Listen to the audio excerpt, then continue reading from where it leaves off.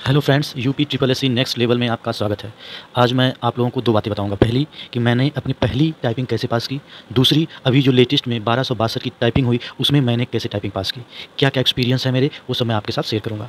पहले मैं ये बात करता हूँ कि एनआईआई की नेशनल इंस्टीट्यूट ऑफ इम्यूनोलॉजी राष्ट्रीय प्रतिरक्षा विज्ञान संस्थान में 2022 में 6 पद आए थे एडमिनिस्ट्रेटिव असिस्टेंट के, यानी प्रशासनिक सहायक के।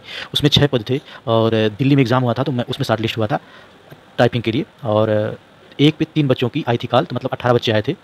तो उसमें इंग्लिश की 35 वर्ड और हिंदी की 30 वर्ड की स्पीड। लेकिन उसमें ऑप्शन था या तो आप हिंदी करिए या तो आप इंग्लिश करिए, तो मैंने हिंदी सेलेक्ट किया क्योंकि मैं हिंदी में थोड़ा सा सूटेबल था। तो जब हिंदी का पैसेज मतलब हमारी स्टार्ट हुआ तो बहुत ही टफ दिखा मुझे, एकदम बड़े बड़े शब्द, एकदम टफ। मैं कहा कैसे पास करूँगा मैं इसे। फिर जब मैं स्टार्ट किया तो मैं सोच के ये गया था कि मैं आराम से टाइपिंग करूँगा, फेल हो जाऊँ या पास हो जाऊँ। मेरी पहली टाइपिंग थी जो मैं पास किया था, तो मैं क्या क्या सोचा था, मैं ये सोच के था गया वहाँ कि आराम से करूँगा। इतनी टाइपिंग 2-4 में फेल हो चुका हूँ, एक और हो जाऊँगा फेल, उसमें हमको कोई प्रॉब्लम नहीं। इसमें मेरी रैंक थी शायद 7वीं या 8वीं रिटेन में, 6 पद थे। और उसके बाद जो है स्टार्ट हुई टाइपिंग। मैं शुरू में 2 लाइन एकदम बिना बैक स्पेस के, बिना कुछ किए, एकदम इत्मीनान से, एकदम पेशेंस के साथ में टाइपिंग करना स्टार्ट किया। और जब मैं बीच में आया तो मुझे ये फील होने लगा कि अगर मैं ऐसे टाइपिंग करूँगा तो मेरी 30 वर्ड की हिंदी नहीं निकलेगी। तो मैं थोड़ी सी स्पीड इंक्रीज़ किया, मतलब समझ रहे हैं, मैं अपने हाथ को थोड़ी सी ढील दिया, आराम से करने लगा। फिर मैं जब लास्ट में गया, जब मेरे पास 1.5 मिनट थे, तो मैं अपनी स्पीड को बढ़ाने के साथ-साथ अपने हाथ को मैनेज रखा कि मेरा हाथ इधर-उधर एकदम नहीं होना चाहिए। मेरी स्पीड इंक्रीज़ हो जाए तो हो जाए, लेकिन हाथ इधर-उधर नहीं होना चाहिए। स्पीड स्लो हो जाए, मैं फेल हो जाऊँ, कोई फ़र्क नहीं पड़ता, लेकिन मैं अपने हाथ को आउट ऑफ कंट्रोल नहीं होने दूँगा। और मैं ऐसे ही आराम से टाइपिंग करता रहा। मेरी स्पीड आई 36 वर्ड पर मिनट हिंदी में, 36 वर्ड पर मिनट। क्यों? क्योंकि मैंने बैक स्पेस कम से हमको लगता है 20 से 25 लिया होगा और मेरे वर्ड थे मिस्टेक्स, हमको लगता है 3 वर्ड थे मिस्टेक, एक और था आधा वर्ड। तो मैं उसमें पास हो गया। लेकिन जब आई शॉर्ट टेस्टिंग तो क्वालिफ़िकेशन में ओ लेवल था, तो उस समय मेरा पाइथन हुआ नहीं था, तो मेरा चारों पेपर पास नहीं था। तो मैं शॉर्ट लिस्ट होने की वजह से भी मैं उसमें था बाहर। और फिर उसके बाद जब मेरी 1262 की हुई टाइपिंग, 1262 की टाइपिंग में मैं बहुत ही कॉन्फिडेंट था क्योंकि मैं उतनी हार्ड टाइपिंग क्वालीफाई कर चुका था। उसके पहले मैं 2019 जूनियर असिस्टेंट की इलाहाबाद हाई कोर्ट की ये सब टाइपिंग पास कर चुका था और मैं इलाहाबाद हाई कोर्ट में बतौर जूनियर असिस्टेंट इस समय कार्यरत हूँ। तो मुझे बहुत प्रेशर नहीं था कि मेरे पास तो है ये जॉब, और इसका बहुत फ़र्क पड़ता है। अगर आपके पास कोई बैकअप है तो आपको बहुत फ़र्क पड़ता है इससे। तो मैं आराम से गया इत्मीनान से, मुझे कोई प्रेशर नहीं था। मैं एग्ज़ाम हॉल में गया, आराम से एकदम बैठा था। हमारे पास पैसेज आया पहले इंग्लिश का, थोड़ा सा टफ था, बड़े-बड़े वर्ड लेकिन ईज़ी थी, मतलब ऐसे बहुत लेंदी नहीं, साफ-साफ अक्षर सामने दिख रहे थे। मतलब इतना साफ था कि आपको देख के भय नहीं लगा, डर नहीं लगा। आराम से करता गया। मुझे लगा 39 वर्ड पर मिनट की हमारी इंग्लिश में आई थी, 39 वर्ड पर मिनट, और एक्यूरेसी हमको लगता है बहुत अच्छी थी मेरी। 2-4 वर्ड होंगे रॉन्ग, मुझे अच्छे से नहीं याद है।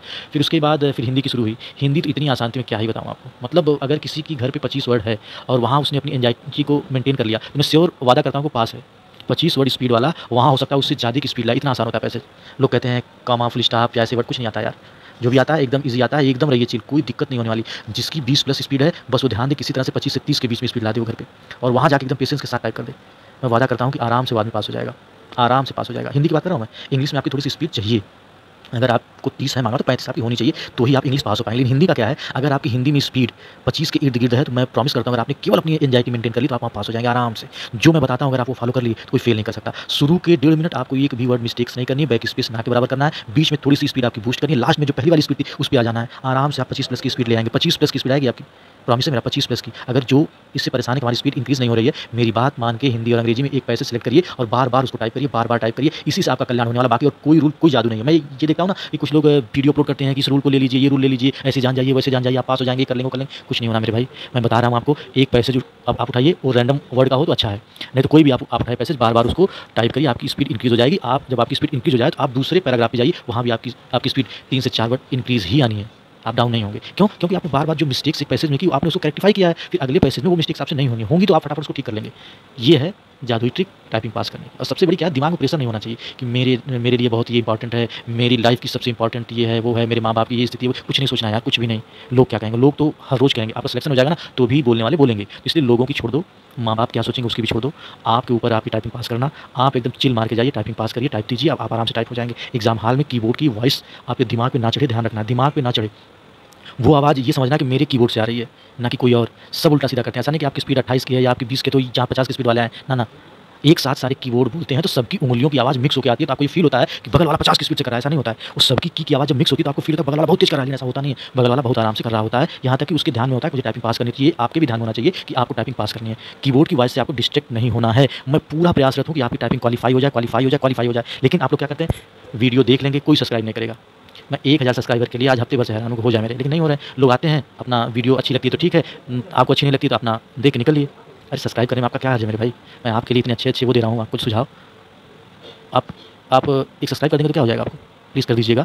और ऐसे ऐसे ही अलग अलग थॉट्स, अलग अलग विचार जो आपको बूस्ट करें, जो आपकी हिम्मत को इंक्रीज़ करें, जो आपकी टाइपिंग पास करने में मदद करें, मैं बार बार हर रोज़ वीडियो में आपके आता रहूँगा, सुझाव देता रहूँगा और आपके लिए प्रयासरत हूँ और रहूँगा। आपकी टाइपिंग क्वालीफाई हो जाए, मैं आपके साथ तब तक हूँ जब तक आपकी टाइपिंग हो ना जाए। मतलब मैं आज से लेकर 17 दिसंबर तक आपके साथ ऐसे ही ट्यून रहूँगा। बस आपको मेरी मदद करनी है, पूरा वीडियो वॉच करना है, चैनल को सब्सक्राइब करना है। इससे ज़्यादा मुझे आपको कुछ नहीं देना है, मुझे कुछ भी नहीं चाहिए आपसे, बस इतना कर दीजिए।